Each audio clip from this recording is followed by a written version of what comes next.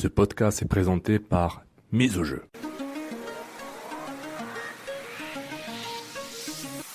Mise au jeu. Gages-tu? Ce podcast est présenté par la microbrasserie La Force du Malte, la bière du 12e joueur.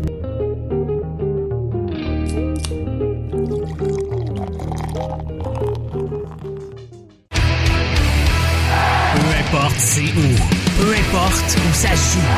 MLS, Ligue des champions, Euro, Mondial. On en parle tout le temps. Dit comme ça fait vraiment bien, mais en vérité, on parle surtout de l'impact. Cannes Football Club, les pionniers du podcast soccer. C'est la référence soccer à Montréal. Tout simplement, les meilleurs. C'est le Cannes Football Club. La poutine du soccer. Bonjour, bonsoir et bon après-midi et bienvenue à une nouvelle édition du Couscous Piri-Piri, podcast Cannes FC, 100% foot, 100% Cannes FC, en ce beau dimanche 23 septembre de journée de diffusion et d'enregistrement. Sofiane avec vous et comme d'habitude, je suis Couscous et le Piri-Piri, c'est évidemment Nilton George. Salut Nilton. Comment ça va, Sofiane? Très bien, merci. Merci Nilton, toujours un plaisir de parler foot avec toi. Bienvenue à l'émission du Cannes FC où on parle de l'actualité après-match et analyse de l'Impact de Montréal. L'Impact qui a fait match nul 1-1 au Stade Saputo contre le New York City FC. Si vous êtes là avec nous, vous êtes déjà abonné au réseau Cannes Football Club Plus, le seul réseau podcast soccer au Québec, au Canada complet qui vous offre du football, du contenu à travers le continent et à travers la planète, et ça continue. Donc sur votre plateforme de podcast préférée, les mots-clés pour nous trouver, Cannes Football Club Plus.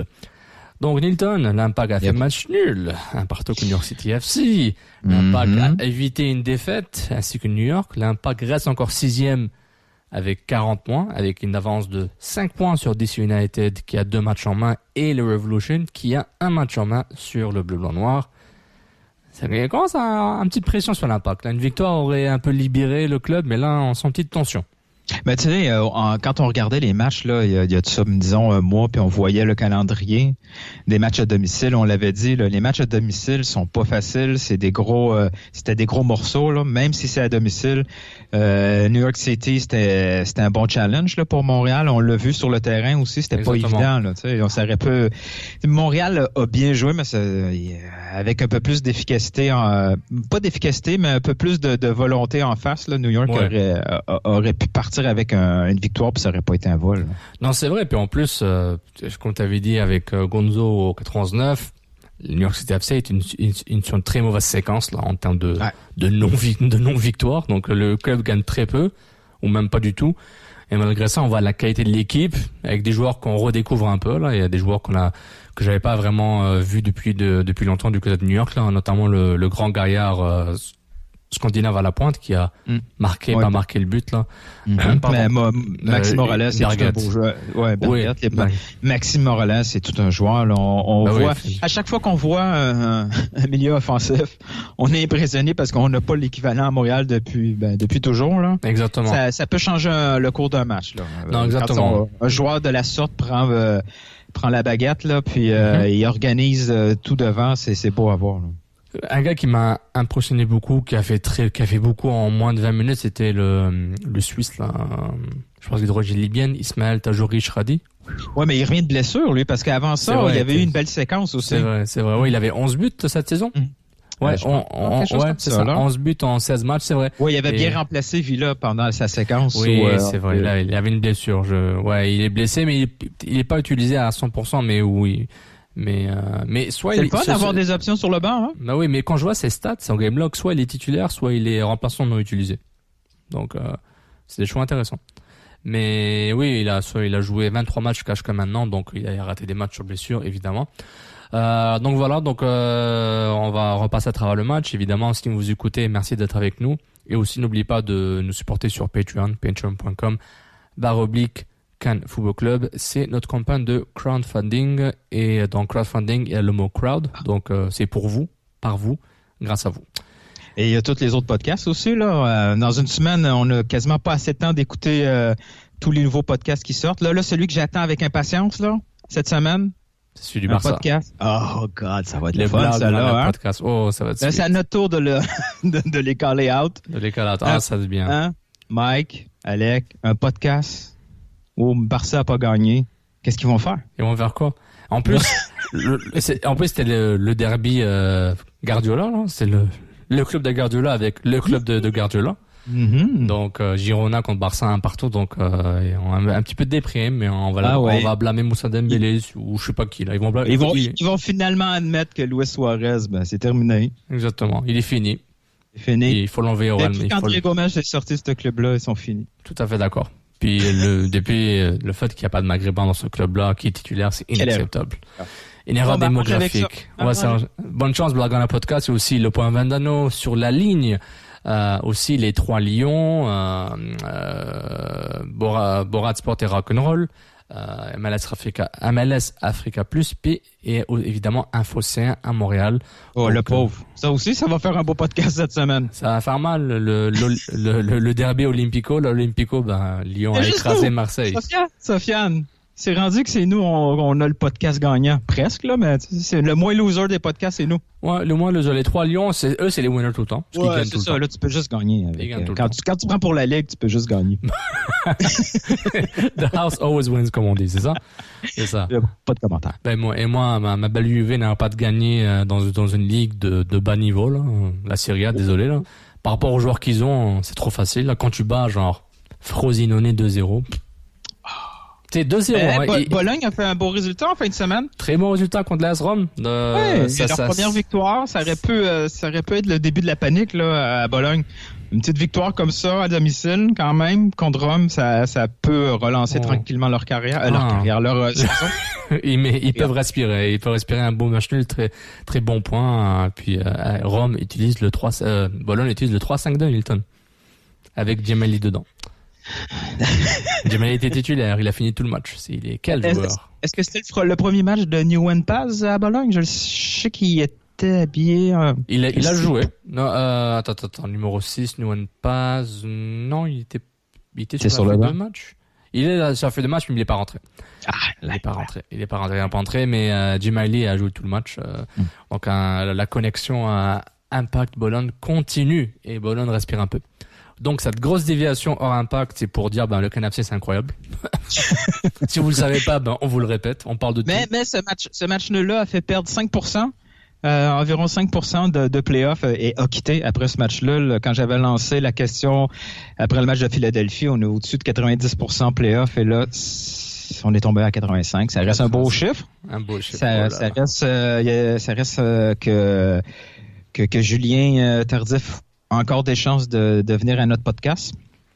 Mais il faut pas qu'il oublie, hein. Il faut un playoff. Une fois qu'ils sont qualifiés, on va faire tout pour ta présence ici au Couscous Péripérie, mais on va essayer aussi mentalement que tu viennes pas aussi. Donc, on va dire la vérité là. Comme j'avais dit avant, lui c'est le match en main, nous c'est le match de trop. Donc ma blague va continuer. L'Impact a joué un match, l'Impact n'a pas perdu. L'Impact a fait son classique 4-3-3 contre un 4-4-2 losange de New York City FC. Dans les buts, Sean Piqué, Subban, Johnson, Sweet, Callan, Chano et Tinnerholm, Ring devant la défense, Matarita, Amagat dans la pointe, sur les côtés du losange, du diamant, Morales au numéro 10 et David Villa avec le Viking Berget. Du côté de l'Impact, le 4-3-3 classique, l'alignement qui va jamais bouger, sauf en cas de blessure. Bush, Sania, Fanny, Camacho, Lovitz, Azira, Piat, Taider, Silva, Amarikwa. Azira marque son premier but pour le club sur un beau 1-2 avec Piatti. Son tir du pied gauche est dévié, mais ça compte quand même. Et premier but en carrière pour Azira. Incroyable. Incroyable que lui, c'est Azira qui a égalisé. La patte de Rémi Gard. Il est vraiment fort, Rémi Gard. Il est incroyable. J'ai hâte de voir le brunch entre lui et Tony Marinaro. Azira à la 27e, qui a égalise après un but contre son camp du Rudy Camacho à la 17e. Quoique, je pense que le pressing de Berget et sa présence, je pense que le but était assuré quand même, mais j'étais pas au niveau du terrain pour vous le dire. Donc voilà, le match est là. C'était pas nécessairement un match trop excitant sur le long. L'Impact a joué son compte classique, même s'il voulait pas le faire, New York les obligeait à le faire. je pense que un bon petit match nul qui arrange tout le monde, que l'Impact a beaucoup tiré, a tiré 2 fois plus vers le but, presque 3 fois plus que New York, mais les deux équipes ont le même nombre de tirs, comment dire?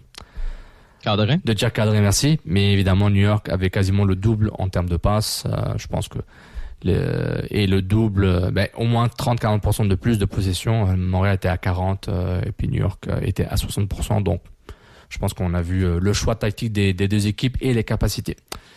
Pour illustrer un peu le match, on va passer par les évaluations. Saputo d'or, Tropotine, Jardin Foin. Merci tout le monde qui a participé. Toujours des dizaines et dizaines, si c'est pas des vingtaines. Donc merci encore. Du côté du Saputo d'or, Nilton, j'hésite entre Bush ou Silva. J'hésite entre Bush, Silva ou Fanny, parce que c'est les trois que je dis je prends note de ça. Je vais le donner à Fanny. Je vais le donner à Fanny parce que c'est juste c'est un sorte de prix pour le travail de la saison qu'il fait. C'est un prix cumulatif, mais c'est un joueur qui va jamais tacler en glissant. Il va tout le temps rester debout. C'est fou, hein. Bonne relance, leader, dirige tout le monde. Quand les gens font des erreurs, il dirige, puis il dit quoi faire, puis il passe à autre chose. Puis oui, vas-y, Georges. Moi, ce qui m'impressionne, c'est son calme. Des fois, c'est uniquement ses déplacements. Ouais. C'est un bon défenseur. Puis il sait comment utiliser son corps, les courses. Ouais. Statistiquement, il fait des trucs très impressionnants. Là. Il y a beaucoup d'interceptions. Simon avait des interceptions, mais il y avait du danger qui venait avec ces interceptions-là. Lui, non. Lui, on s'est jamais rendu compte. Il n'y a jamais eu un moment où on a vu que Fanny avait des prises de risque trop forte pour faire un jeu, hein, mais à la fin du match, il se retrouve avec 5-6 interceptions, puis on s'en est pas rendu compte. Non, tout à fait. Il fait un gros boulot en défense centrale, puis si l'Impact de Montréal est si bon défensivement, c'est en grande partie grâce à Rod Fanny. Là. Incroyable. Diallo se blesse, puis Rod Fanny, on va le chercher. Dernière minute, ou peut-être c'est déjà planifié avant Diallo ou pendant Diallo, puis il s'avère que c'est... Ça a annoncé une catastrophe aussi parce que sa blessure est arrivée assez rapidement. Ouais. Son retour a été compliqué. On doutait beaucoup est-ce que c'était vraiment la bonne chose à faire, une signature pour un joueur qui était peut-être fragile. Et là, il est en train d'aligner des matchs. Knock on wood, là, que non, si c'est top. On pourrait se retrouver. On voit son importance. Là. Mais maintenant, si quelqu'un se blesse à ce niveau de la saison, genre, on peut rien faire, quoi. C'est ce qui est fait. Là. On peut plus, ça m'étonne que tu aies parlé de Silva comme Saputo d'or. Moi, j'ai été déçu par Silva. Moi, ce qui m'a déçu le plus, c'est Tyder, qui m'a vraiment déçu. Extrêmement. Et Sagna aussi, mais Sagna... Toi, tu le dis. Ah non, mais moi, en termes de Tropotine, c'est Tyder, il est là, quoi. Mancuso, c'est facile. Il avait l'air fatigué aussi. Oui, il a l'air fatigué, il faisait des erreurs de base, là. Puis je pense que aussi New York était... Ce que Tyder faisait quand l'Impact gagnait, puis le contre, puis il était numéro 10, ça marche pas contre New York. New York, c'est une équipe qui est beaucoup trop forte, à mon avis, pour que Tyder ait la liberté de jouer ce rôle de milieu offensif. C'est ce que j'ai remarqué rapidement. Je dis, ça n'a pas de son match parce que c'est une équipe qui joue beaucoup trop bien au ballon. Et puis Tyder peut pas faire ce rôle-là. C'est même Jemali. Tu mets Jemali dans cette situation, il va se perdre aussi. Je pense qu'il va mieux jouer, mais il va pas être aussi efficace. Et je trouve que dans le profil de Tyder, ce que New York a fait, je pense que continuer ce que Tyder a fait de bien en termes de milieu offensif face à New York City FC, moi, c'est quelque chose qui était voué à l'échec. Je vais le réaliser au début de match, mais bon, je l'ai pas tweeté, donc je l'ai pas dit, Nilton. Hein. C'est ça qu'on dit. Mais moi, j'ai aimé Silva. Je sais pas pourquoi je l'aime bien, Silva. J'aime juste sa haine, le fait qu'il court. Oui, il est hors jeu. Oui, il fait des erreurs, mais je trouve que il a failli marquer le but du 2-1 en contre-attaque. Tu sais, il est vraiment. Je trouve vraiment.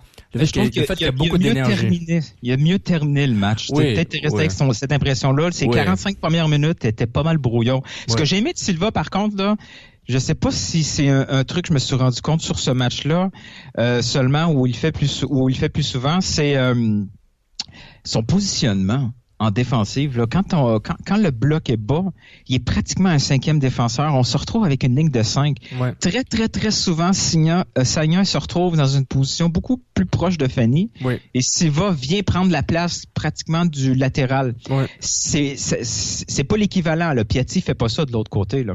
Il le fait pas systématiquement, ça c'est sûr. Ouais.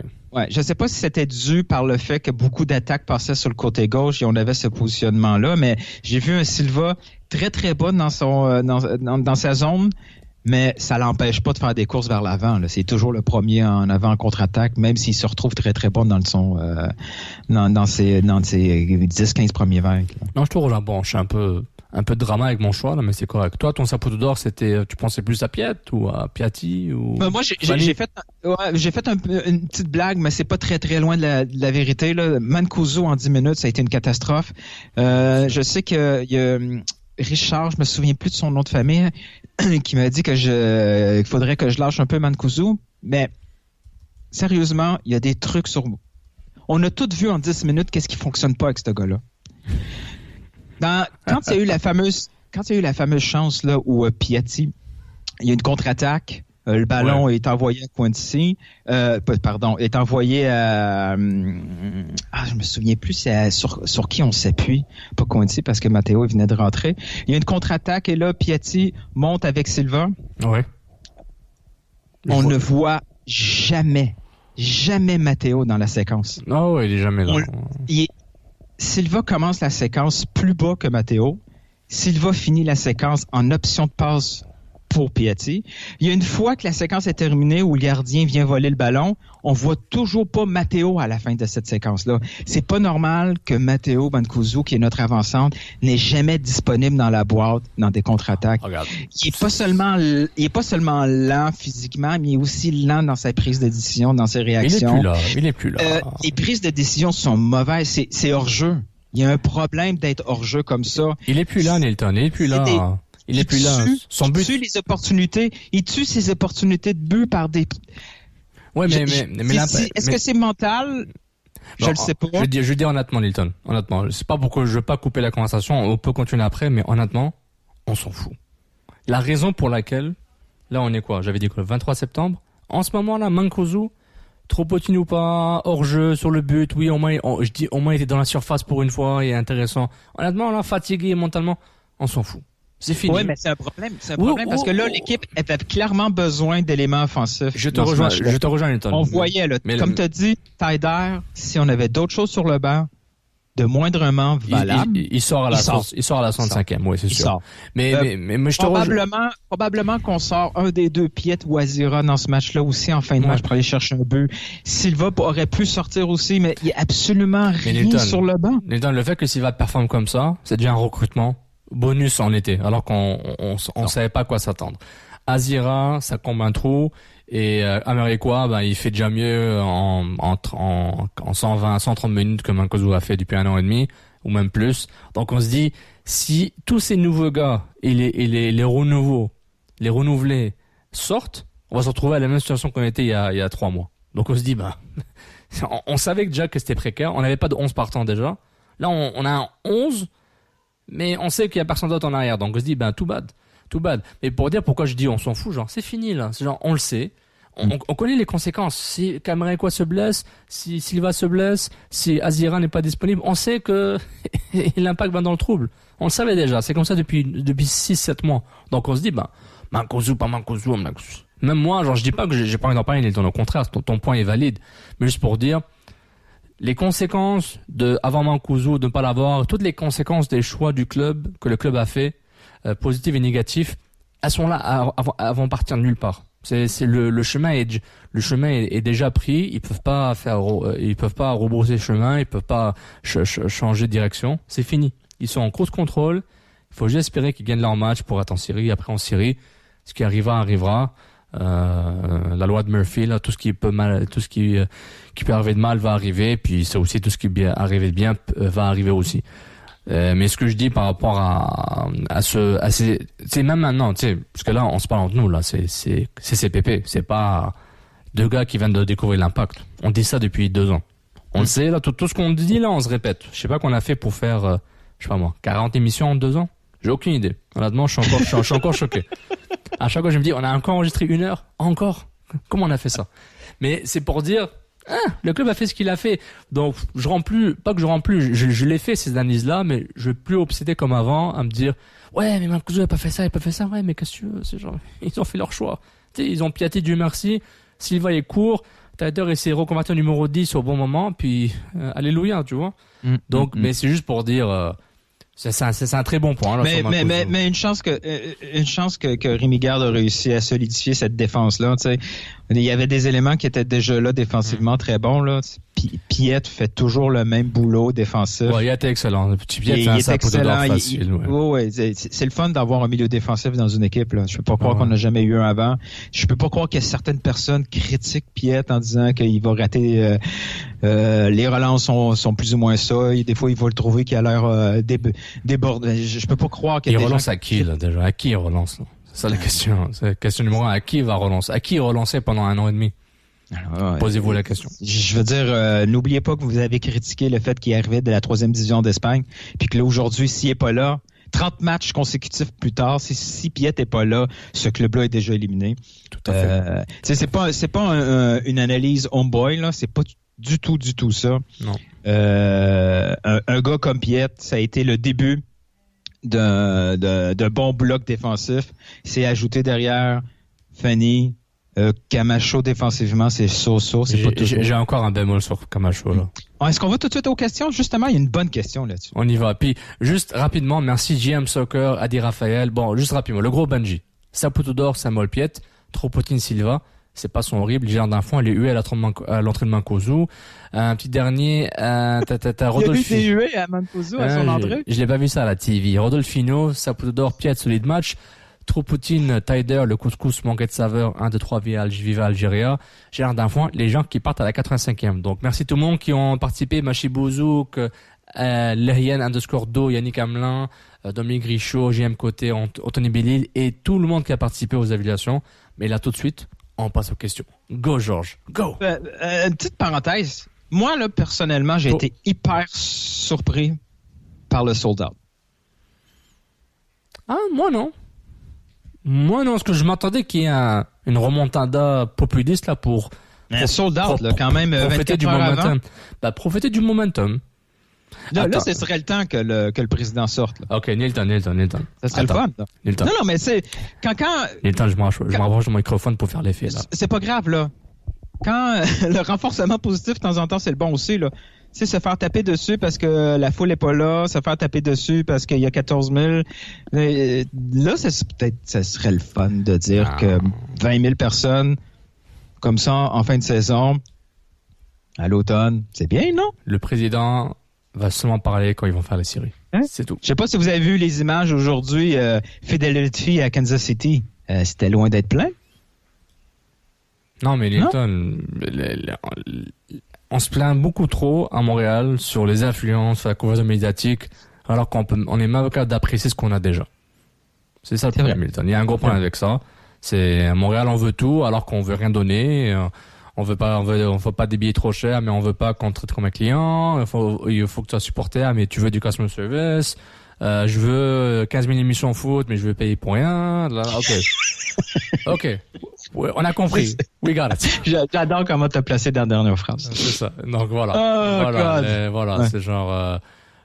Donc c'est ça. C'est ça qui est ça. Mais Nilton, est-ce qu'à un moment tu as insinué que c'était du fake news que le stade a été rempli? Non. Non. On les a vus là. En tout cas, moi je pouvais pas aller au match. Moi non plus. J'ai donné mes billets, mais de ce que j'ai vu à la télévision, c'était plein là. C'est bien. Non, mais j'étais pas là, donc je peux pas y croire à 100%. Là, mais on va y croire. Come on. Vous autres, les races. Les ethnies. Toujours en train de douter. Les ethnies. Toi, t'es la première génération d'ethnies, moi, je suis la deuxième génération, là, puis on fait ce qu'on peut. Ou la troisième, parce que... Ouais. Dans le fond, on a habité les mêmes quartiers, mais juste 30 ans d'écart. Exactement. Puis nos loyers sont beaucoup plus chers parce que on n'avait pas la bonne religion. On n'avait pas la bonne religion, c'est ça. Puis vous étiez les propriétaires. Attention, là. Que vous étiez les propriétaires. On se fait-tu un couscous péripérie après les résultats des élections? Débat Québec, ouais. Non, mais évidemment, les gens, on blague, là. Il n'y a pas de tension raciale, ethnique entre moi et Nilton. Ah non. Non, pas du tout.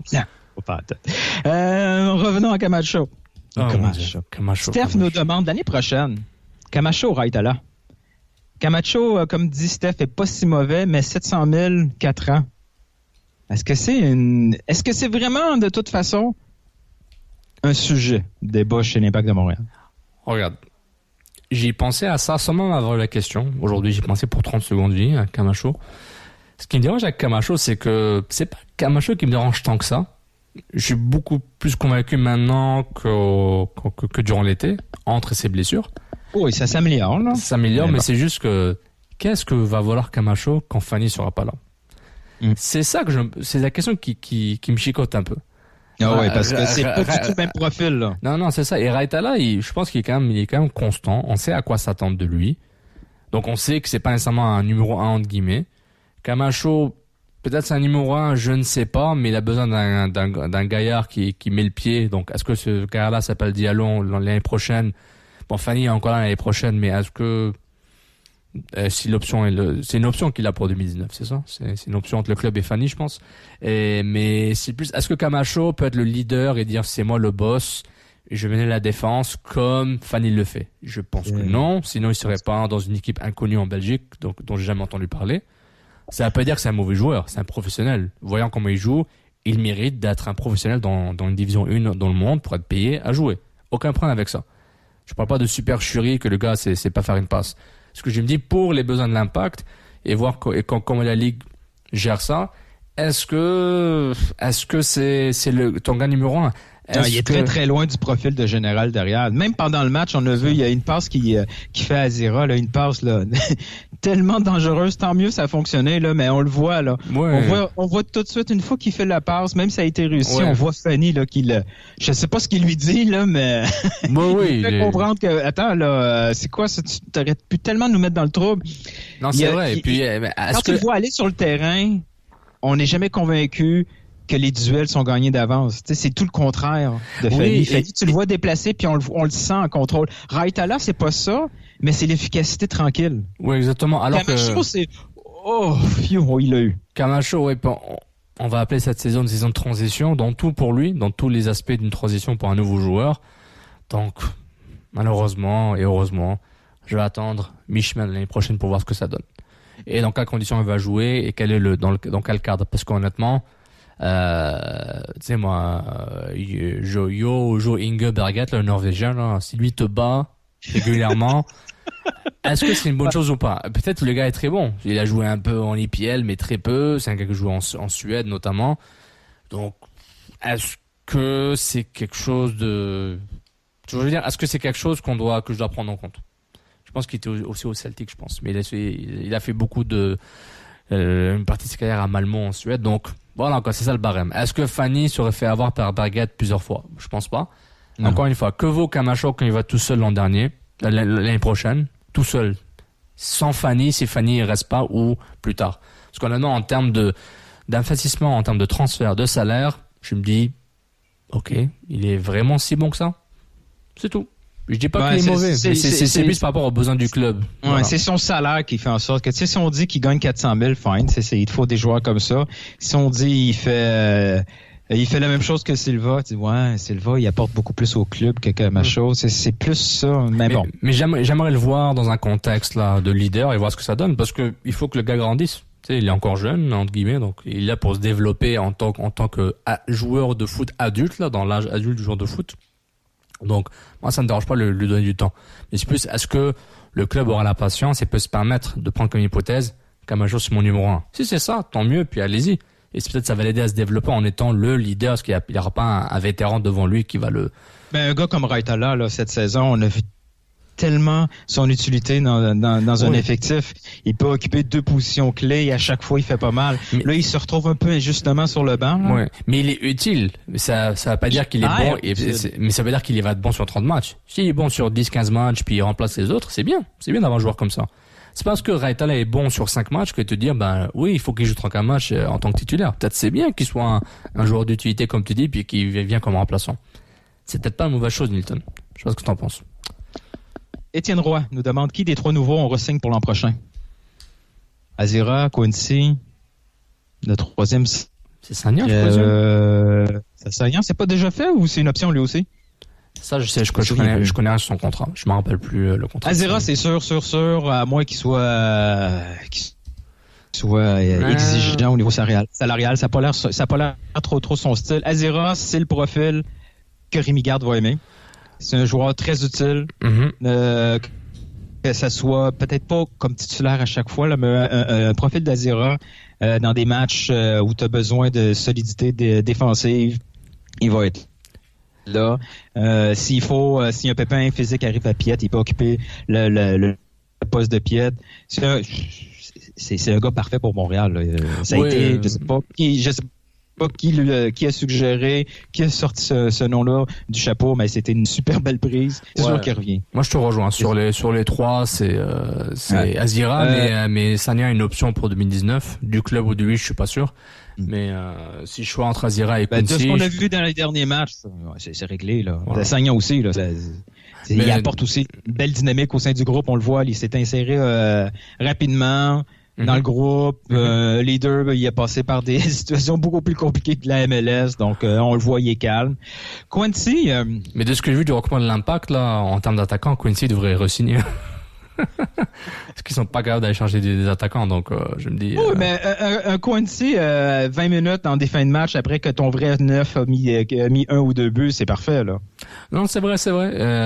Je sais pas...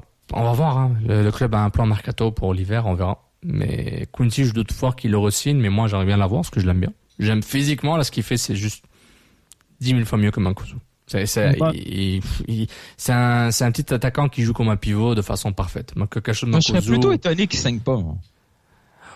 Ouais, mais l'argent qu'il est payé, s'il re-signe, ils vont vouloir utiliser l'argent ailleurs, je pense. À mon humble avis. Quoique Mancuso sera plus là. On verra. Mais s'il y a un choix à faire, c'est Azira. Mais sinon, moi, je prendrais les deux, Azira et Quincy. Mais honnêtement, l'année prochaine, c'est tout un autre contexte et on recommence à zéro avec des postes clés. Donc, on voit ce que ça donnait.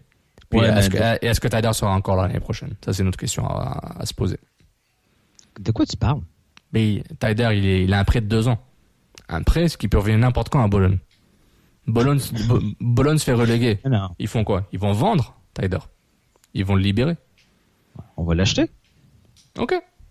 Mais je t'ai dit, le fait que un joueur est en prêt, pour moi, c'est un facteur X à prendre en compte. Tu dis, il se peut qu'il soit pas l'année prochaine. Comme Jim Miley, qui est parti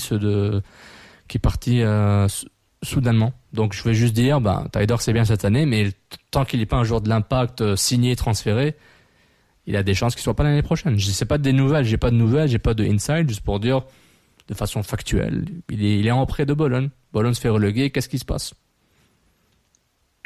Ouf. Ah bon. Vous avez aimé ça, hein? Le silence, là? Ouais. Il y a plusieurs personnes dont Jacques nous parle de la fameuse main dans la séquence qui mène le but.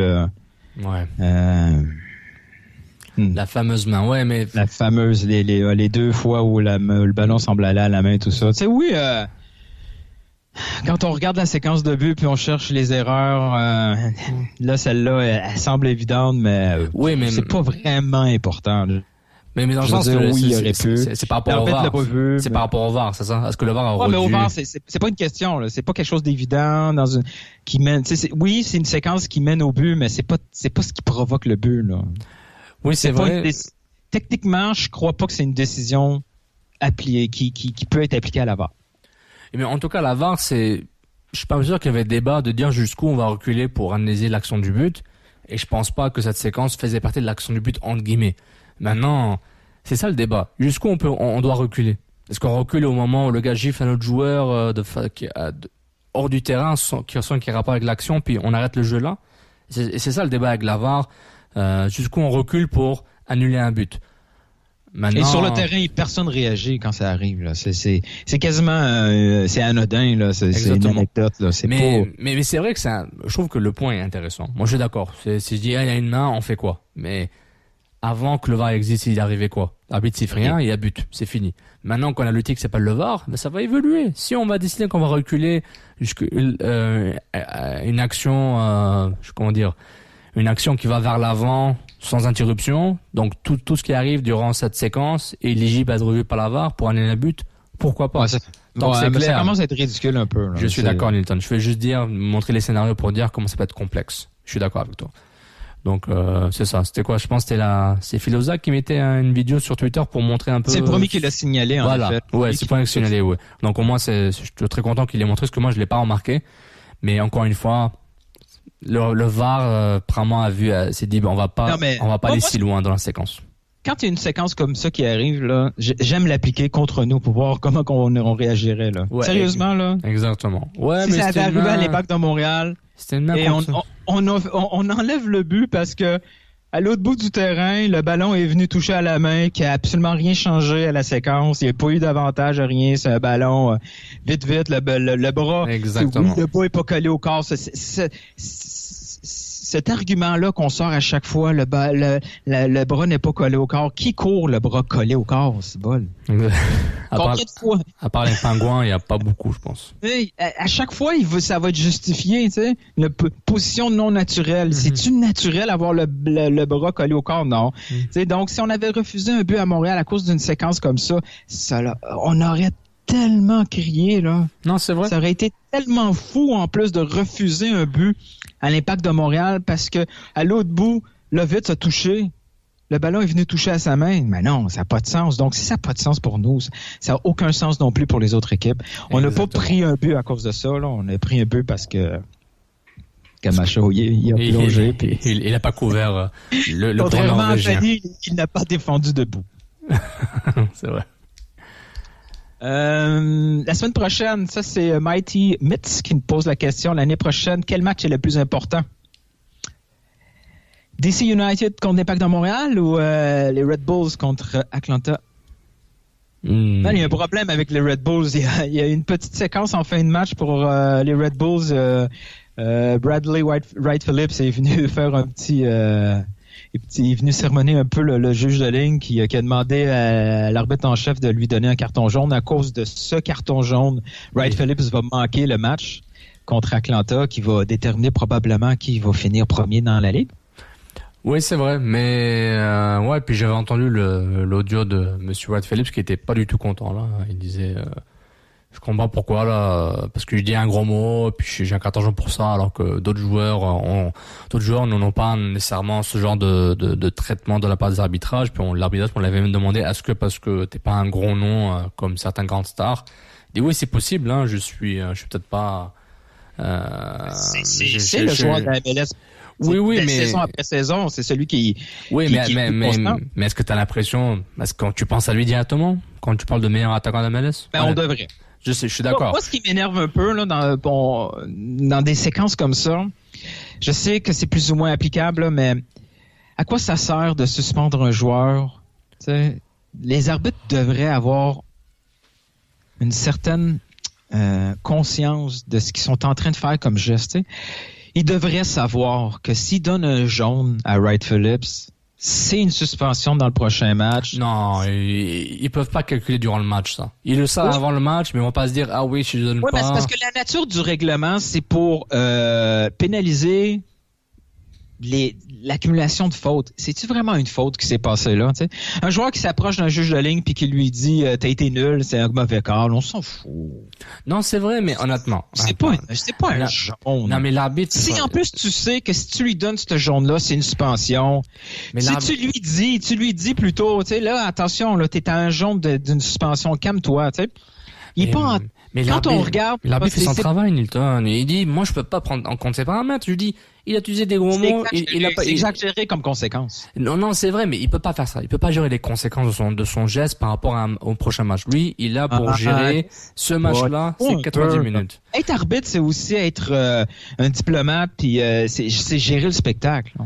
Le spectacle en cours, pas le prochain match. Et oui, mais ça fait partie du spectacle en cours. Je rejoins ton idée générale, Nilton, mais pour l'arbitre, il peut pas gérer ça. Et surtout, la seule chose qui est décevante pour Wright Phillips, c'est que il est surtout d'autres joueurs auraient pu se prendre des cartons jaunes en utilisant des gros mots envers l'arbitre ou en parlant avec l'arbitre en utilisant des gros mots sans nécessairement insulter l'arbitre directement. Donc, on sait pas ce qui s'est dit, c'est sûr, là. Bah, l'arbitrage avait dit que le carton jaune a été donné pour for dissent, mauvais langage là, parce que il y a plusieurs F-bombs anti-dirigés vers l'arbitre assistant Pochel. Il disait que Brad Phillips disputait le fait que c'est une faute, qu'il a une faute qui n'a pas été appelée, et puis il a souffert sur cette faute-là, et puis dans le statement de l'arbitrage. Exagéré, c'est exagéré. C'est tellement exagéré. Multiple use of the word F directed at the assistant referee in an aggressive manner. Donc maintenant, Brad Phillips a dit, beaucoup d'autres joueurs utilisent des gros mots en parlant aux arbitres. Pourquoi moi j'ai un carton jaune? Mais moi tout ça. Non, mais c'est tellement un problème qu'on le voit dans les grandes compétitions. Là. On a essayé de retirer cette conséquence-là pour les finales. On l'a vu, là, on a tellement peu de confiance aux arbitres et aux joueurs qu'on s'est dit on remet ça, on remet le compteur à 0 en demi-finale pour être sûr que les bons joueurs soient pas suspendus pour des stupidités comme cette semaine. Mais Nilton, honnêtement là, moi je suis content que cet incident est arrivé parce que il faut que ça arrive plus souvent pour que les gens réalisent. Le football en général réalise, amateurs et professionnels, ainsi que l'arbitrage, c'est que la relation entre l'arbitre et le joueur et les clubs est une relation malsaine. C'est toxique. C'est catastrophique. Mais c'est honnêtement, par rapport à d'autres sports, je ne comprends pas comment ce sport ancien, majestueux entre guillemets, et puis bling bling, n'est pas capable de gérer, de transformer et de assainir cette relation-là. Moi, personnellement, la relation entre un joueur, l'arbitre, là, pourquoi les arbitres sont tous méfiants, puis ils sont méchants? Parce qu'ils sont obligés de se protéger contre des joueurs qui n'arrêtent pas de les insulter, qui n'ont aucun respect pour eux. Donc, à la fin, par exemple, j'ai souvent joué au foot toute ma vie, puis dans 2 ans de ma vie, j'ai joué au rugby amateur, ici. Au rugby, l'arbitrage est d'une perfection telle quand je vois l'arbitrage du foot que je subis, même quand je joue amateur pour le fun dans une ligue de garage, et que je vois à la télé, c'est inacceptable.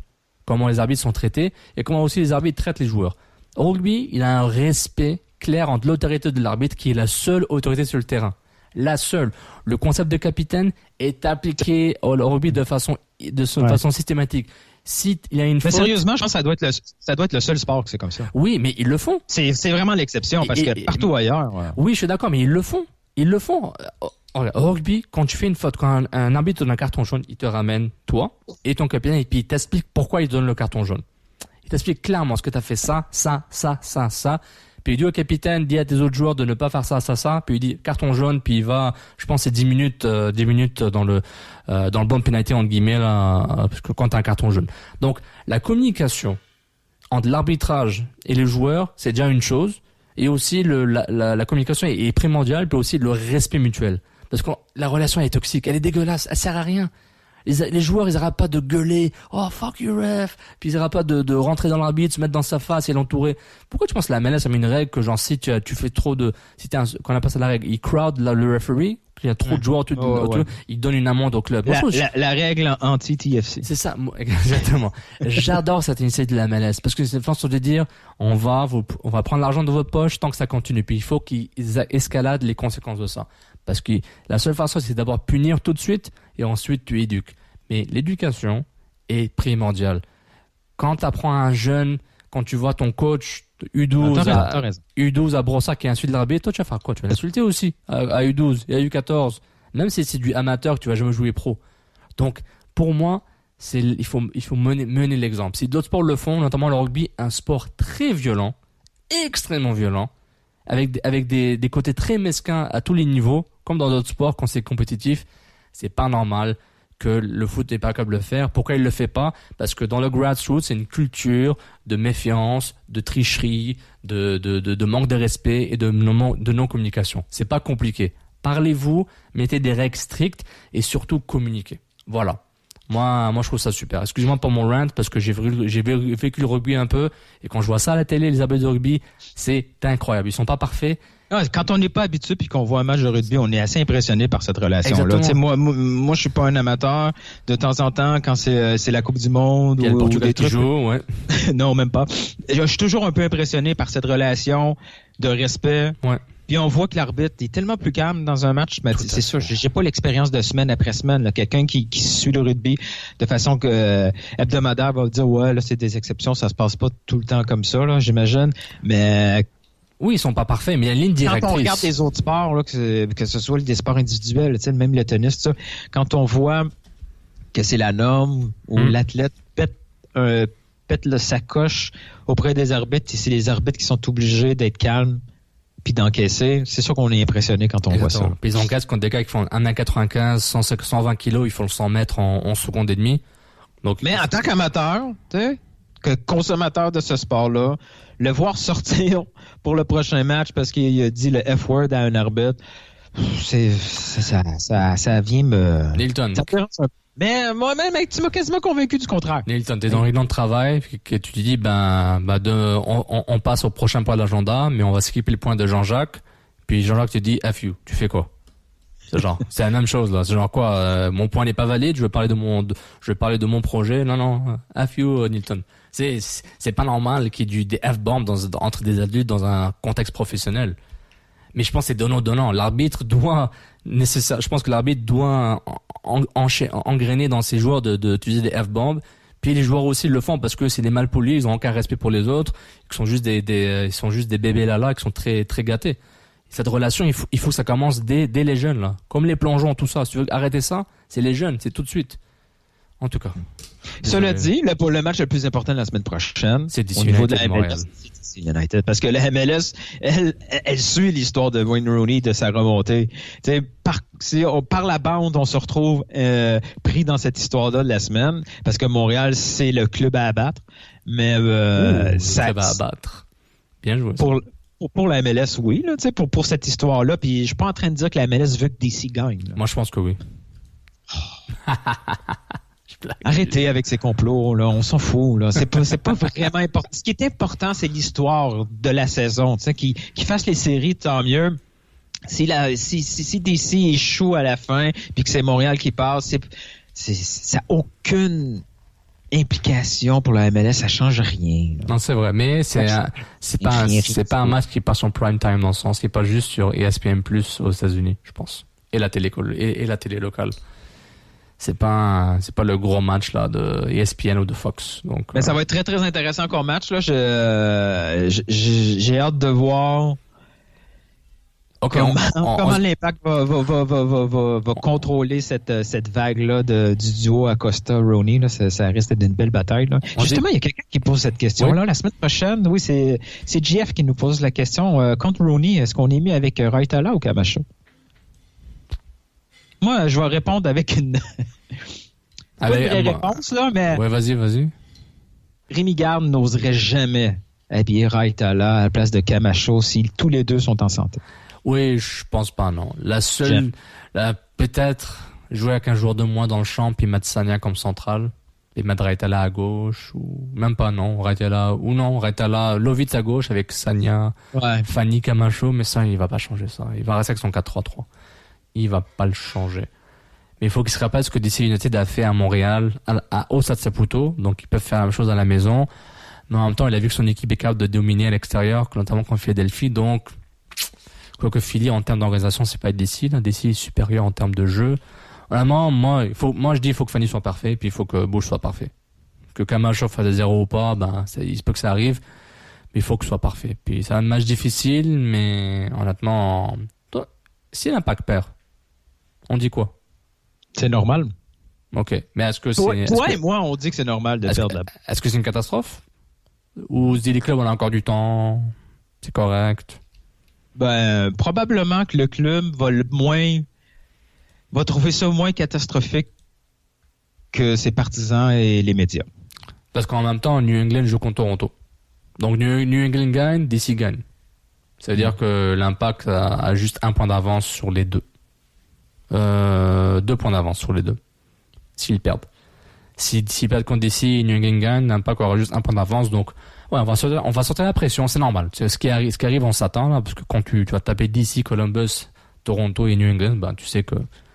Mais est-ce qu'il faut que les gens soient conscients, là? Je sais qu'il y a une vague de positivisme, là. Puis on est reconnu pour être les rabat-joie, mais non, on n'est pas tant que ça rabat-joie, peut-être un peu, mais les playoffs, là, ça sera pas facile. C'est vraiment, vraiment du 50-50. Oui, mais c'est court et intense. Donc tu te dis, c'est le fun, là, ce qui se passe comme fin de saison, mais il faut pas... Tu sais, j'essaie de prévoir un peu le drame collectif, là, si jamais on fait pas les playoffs, là. C'est pas si anormal que ça. Exactement, Nilton. Mais l'Impact fait partie de ce peloton de clubs qui ont rien à foutre de ce qu'ils font durant la saison en termes de jeu, parce qu'ils savent qu'ils vont rien faire. Philadelphie, New England, Chicago, Orlando. On est d'accord que eux, bien jouer, ça les intéresse pas. Sinon, ils l'auraient fait depuis le début. Même si Orlando, c'est pas normal ce qui t'arrive, là, avec les joueurs qu'ils ont devant, mais ça, c'est autre chose. Donc, ils se disent, on est là, on a survécu, comme la MLS nous a prescrit, parce que la MLS te permet d'être médiocre durant une saison. La MLS te parle, comme les clubs de Ligue 1 ou de Serie A qui sont au milieu du peloton, qui n'ont aucune envie d'être dans l'Europa League parce qu'ils n'ont pas le budget pour jouer plus. On est 11e ou 12e. On reste en Serie A pendant 15 ans, on est content. La MLS, c'est la même chose. On est dans la course aux séries, on les fait, on est content, on gagne 2 matchs. On a un beau palmarès, finaliste de la division Est. Parfait, t'es content. C'est bonus. Mais ils savent aussi que t'as l'effet Houston Dynamo des années 2000 où tu peux arriver mais ça, c'est de moins en moins vrai, là. Non, mais t'as aussi... Et souvent, on utilise l'exemple plus récent de Seattle en disant l'important, c'est de finir en force, blablabla, mais la vraie histoire, c'est que Seattle l'a recruté. Seattle a connu une fin de, la tempête parfaite aussi en fin de saison. Mais il jouait mal. Il jouait mal quand même. Espérer gagner 80% de nos matchs à partir de l'été là, pour faire les playoffs, puis après espérer les matchs magiques en playoffs, c'est pas ça là, c'est pas ça le foot. Non, c'est pas une tactique, mais beaucoup de ces clubs le savent. Ils se disent en juin on est où? Bon, on va serrer les coudes puis on va. Et s'il y a des clubs qui utilisent ça comme stratégie de recrutement, j'espère qu'ils se plantent à chaque fois. En voyant le recrutement de l'Impact fait du court terme. Moi, à part, t'as Piat, c'est long terme. Camacho, c'est long terme. Tyder, c'est pas du long terme, parce qu'il va pas de là trop longtemps. Arrête de dire ça. Non, mais, puis. Arrête. Il est là pour 2 ans maximum. À moins qu'il. Je pense que non. Moi, regarde, il est encore jeune. Tu penses que Tyder, je verrais très mal un club offrir plus d'argent ailleurs pour Tyder.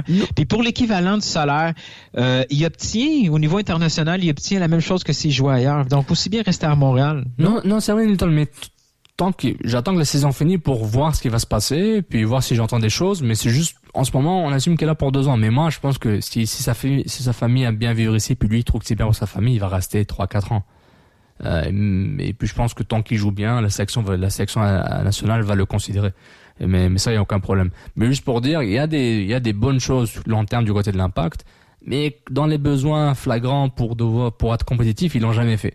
Donc Quincy, court terme. Mancuso, erreur. Azira, court terme. Fanny, court terme. Sania, court terme. Raitala, court terme. Ça en fait du court terme.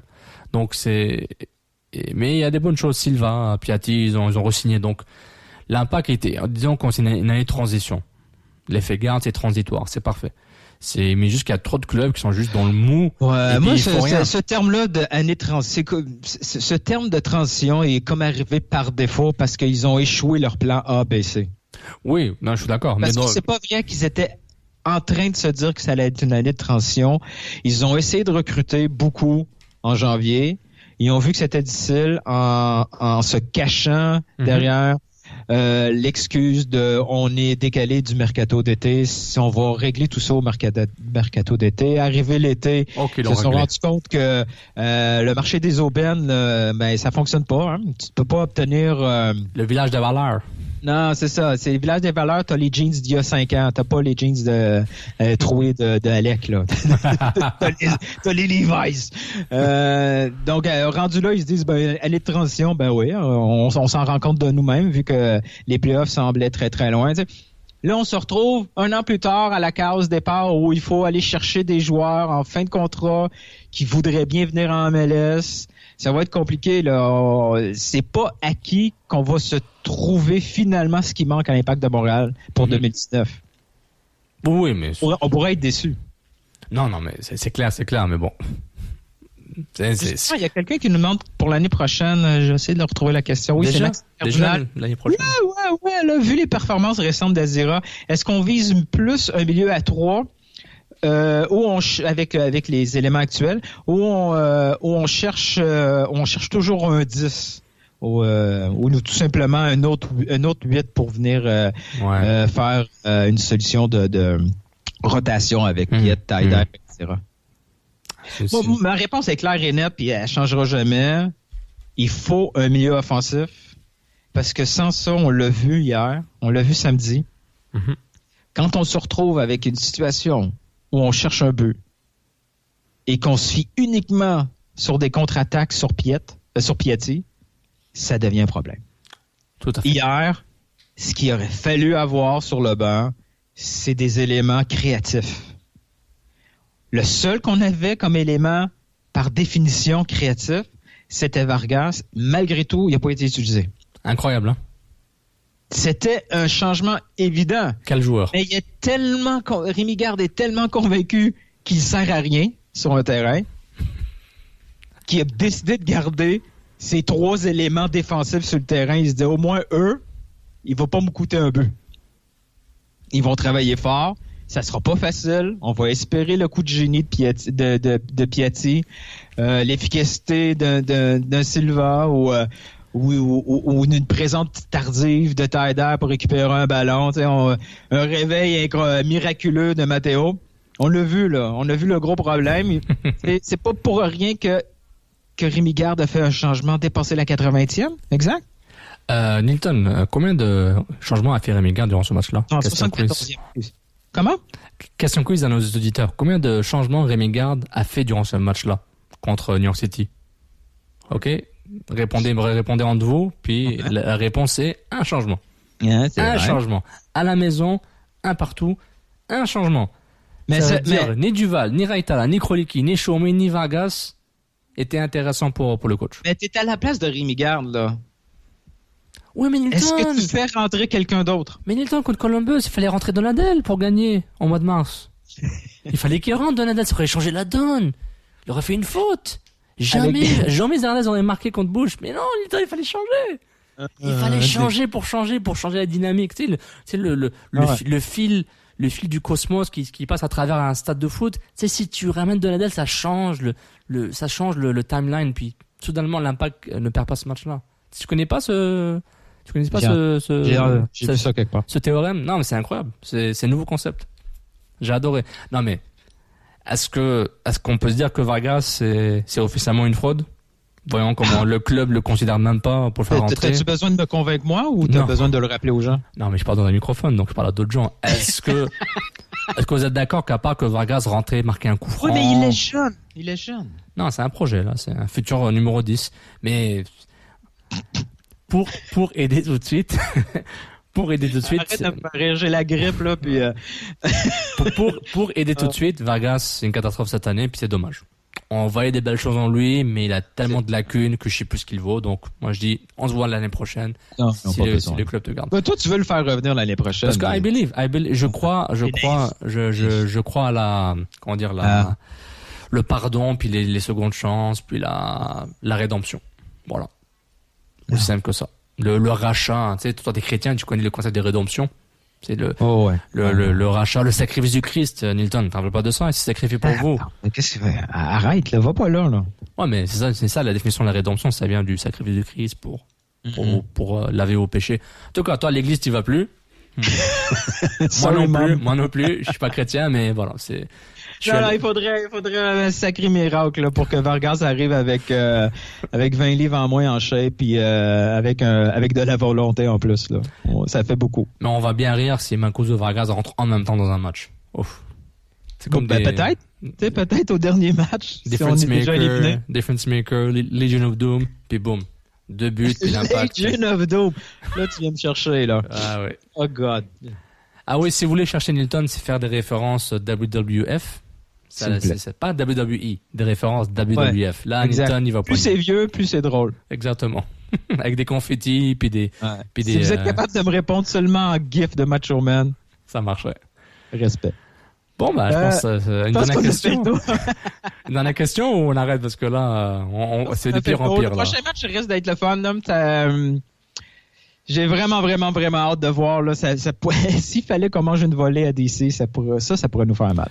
Regarde, manger une volée à DC n'est pas quelque chose d'impossible, mais c'est juste que À l'extérieur, l'Impact, à part contre Toronto où tout le monde a paniqué comme si c'était le Real Madrid, l'Impact. Mais on a perdu contre Jovinko, point. À part contre Jovinko, depuis ce match-là, n'a pas fait grand-chose non plus. Exactement. Tu sais, il avait quoi? Il avait les Red Bulls au début de saison, c'était une catastrophe, mais à l'extérieur, l'Impact, il est assez entreprenant, puis avec Silva et Piatti, j'ai beaucoup de confiance. Silva, c'est un joueur qui fait vraiment la différence physiquement, puis je pense qu'il va vraiment faire mal à DC.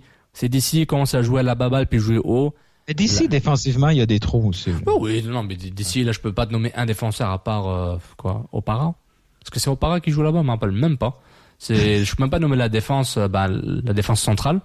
Mais honnêtement, là, c'est... Ouais, parce que... Pardon, défensivement, déjà, DC, ils ont 2 victoires, 2 matchs nuls et 2 défaites aux 6 derniers matchs. Mais honnêtement, c'est... je dirais pas différence, ils sont mauvais, mais je suis pas fan. Opare, pardon, c'est Opare. Opare, j'aime bien. Birnbaum, je trouve qu'il est surcoté. Et c'est juste que c'est offensivement où ils vont vers l'avant. C'est juste que, est-ce que tu peux museler Canoes et Moreno, si Moreno joue, pour ensuite se focus sur Acosta? Parce qu'Acosta, il va faire ce qu'il veut, là. C'est comme Morales. Mais Morales a une équipe beaucoup plus forte. Donc Morales il jouait beaucoup plus bas. Donc il montait beaucoup plus haut, quasiment un box-to-box, là. Morales, il est sorti de les pattes de Piet, là, puis il était devant sa défensive, là. Exactement. Et c'est pourquoi, puis l'effet Rooney, le gars surcoté, qui évidemment pas du tout, tu sais, ça fait une grosse différence. C'est avoir un attaquant comme Rooney, ça fait la différence, comme il est altruiste. Mais tu sais, on va revoir les mêmes matchs. L'Impact de Montréal, qu'il soit à domicile ou à l'étranger, il joue exactement le même match. Le match de samedi, là, on peut pas deviner que l'Impact de Montréal joue au Stade Saputo. Il a joué le même match qu'à Philadelphie. Non, tout à fait. Je suis tout à fait d'accord avec lui. Donc, jouer à l'étranger, maintenant, en fin de saison, le fait de jouer à l'étranger, c'est pas nécessairement un gros désavantage pour le club, là. Non, ça change rien du tout. Puis ça change plus grand-chose, là. Il faut être efficace dans les contre-attaques. Puis il faut que Piatti, même quand il sent que ça va se passer par ses pieds, il faut qu'il redevienne collectif comme dans les 50, 60 premières minutes d'un match. Dès qu'on dépasse les 60 minutes, puis qu'on voit que c'est la situation clé, il faut que ça passe par ses pieds, il prend les décisions égoïstes parce qu'il se dit c'est moi le leader technique de ce club-là. Je dois sortir le club du trouble. C'est là que ça se passe moins bien, là. Je te rejoins.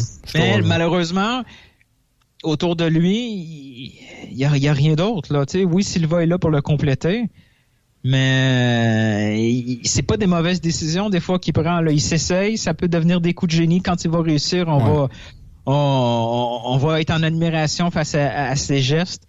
Mais l'avantage, c'est qu'à DC, si c'est 1-1, il y aura pas ce moment-là de stress puis d'obligation de marquer. Ils vont se dire exactement, on prend le point et c'est DC qui va de l'or ouvrir, Exact. Il faut garder DC à distance. Le match nul, c'est un objectif clair pour ce match-là. Et s'il est calme dans sa tête, s'il est serein, à la 70e minute, il va pas essayer de dribbler ses 3 défenseurs. Il va utiliser le fait qu'il est entouré de défenseurs pour la donner à quelqu'un, là. Exactement. Un peu comme Philly. À Philly, c'est désespéré de gagner pour... Moi, je suis tellement surpris par ce qui se passe. J'ai pensé vraiment mentalement affecté après la défaite de 4-1. Ils vont sortir 2 gros matchs. Contre Seattle et Sporting Kansas City. Ils se retrouvent présentement à 1 point de Columbus. Non, ils sont Philadelphie, sont en mode on fait les séries puis on gagne la US Open Cup. Donc ça se passe pas comme ça. Ouais, ce serait dommage pour eux. Mais personnellement, voilà, quand DC United, si DC est impatient dès le début, veut marquer 3 buts en 5 minutes, ça va arranger l'Impact. Quoique se prendre un abordage dès le début, ça pourrait les emmerder, mais honnêtement, si DC fait le all-in dès le début, ça arrange l'Impact, parce qu'ils vont pouvoir contre-attaquer comme ils veulent. Puis honnêtement, Silva, il a besoin de personne. Silva, il a besoin d'un ballon et juste courir. Puis il va aller marquer tout seul, même s'il est pas très efficace là, honnêtement. Mais voilà, DC c'est la qualité, mais ils sont pas aussi forts que New York City FC en termes de de fond de jeu entre guillemets. Mais bon, j'ai dit ça, mais à Montréal, j'ai l'impression que c'est le Barça qui était venu jouer là. Je dis waouh, ça bouge vite le ballon là ça bouge très très vite.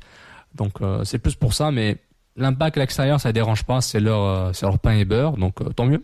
Tant mieux, ça les arrange. Ils ont 2 matchs sur 4 à l'extérieur. Donc, tant mieux. Ils peuvent jouer la victime, puis ils peuvent mettre les prédictions des gars à malaise sur leur vestiaire tous les jours et les regarder, puis et dire qu'ils veulent pas que ça dans les séries. C'est parfait. Si ça les motive, tant mieux. Mais évidemment, il y a 4 clubs pour 3 postes, 3 places pour les séries. Même 5 clubs si on inclut Columbus et Philly. Donc bonne chance à tout le monde, bonne chance. Sur ce, Nilton, on conclut cette émission de haut niveau. Je suis obligé de le dire. Ouais. Sinon... Non, mais ça passe par soi-même. La confiance en soi. Il faut s'aimer en premier, après on attend que les autres nous aiment. Exactement, Nilton. Il faut répéter. Donc merci tout le monde de nous avoir écoutés sur la plateforme Cannes Football Club Plus, sur votre plateforme de diffusion préférée. Pour nous supporter, patreon.com/Cannes Football Club. Supporter nos sponsors, La Forge du Malte, excellente microbrasserie basée à Trois-Rivières. Donc La Forge du Malte sur Facebook et Twitter. Et Nilton, sur ce, bonne soirée, puis à la prochaine. Ciao, bonne semaine. Là. Ciao tout le monde. MLS, Ligue des champions, Euro, Mondial. On en parle tout le temps. Des fois, on parle de cuisine, mais pas longtemps. Cannes Football Club. C'est la référence soccer à Montréal. Tout simplement les meilleurs. C'est le Cannes Football Club. La poutine du soccer.